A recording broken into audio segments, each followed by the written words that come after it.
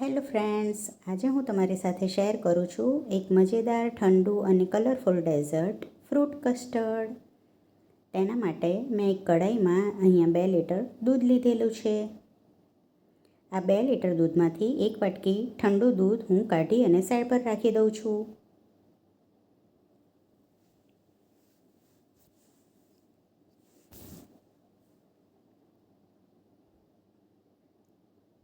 હવે આ દૂધ ગરમ થાય છે ત્યાં સુધીમાં આપણે જે ઠંડુ દૂધ રાખ્યું છે તેમાં કસ્ટર્ડ પાવડર ઉમેરી લઈએ.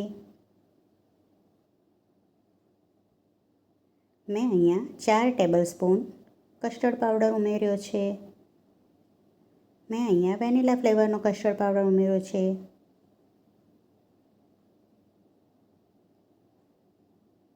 પાવડર નાખી સારી રીતે મિક્સ કરી લેવું. સારી રીતે મિક્સ કરી અને સાઈડ પર રાખી દેવું. હવે અહીંયા દૂધ ગરમ થાય છે, એક એમાં ઉભરો આવે પછી તેમાં આપણે ખાંડ ઉમેરીશું. મેં અહીંયા 200 ગ્રામ ખાંડ લીધેલી છે.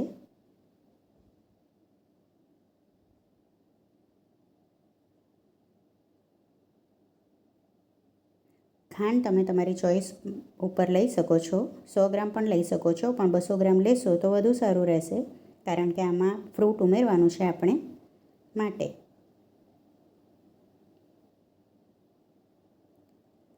હવે દૂધમાં એક ઉભરો આવે પછી કસ્ટર્ડ મિક્સ કરેલું છે, કસ્ટર્ડ પાવડર, તે દૂધ આમાં નાખીશું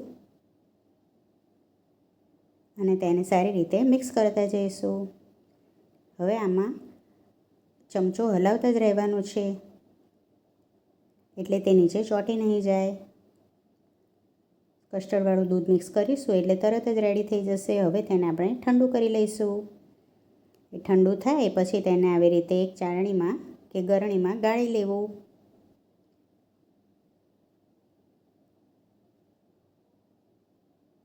હવે ગાળી અને તેને ઠંડુ થવા દેવું. ઠંડુ થાય પછી તેને આપણે ફ્રીજમાં મૂકી દઈશું. ફ્રીજમાં એકદમ ઠંડુ થાય પછી એને આપણે સર્વ કરીશું. તો અહીંયા આપણા મનપસંદ ફ્રૂટ લઈ શકીએ છીએ. મેં અહીંયા કેળા સમારી લીધેલા છે, સફરજન સમાર્યા છે અને ચીકુ લીધા છે, દાડમ લીધા છે. હવે તેની ઉપર કસ્ટર્ડવાળું દૂધ રેડી દઈશું.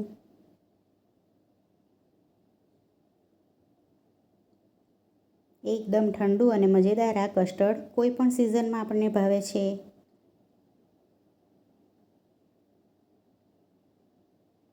તેને સારી રીતે મિક્સ કરી અને થોડું ફ્રૂટ બીજું ઉપરથી હું લઈશ. તમે આમાં તમારી મનપસંદના ફ્રૂટ લઈ શકો છો.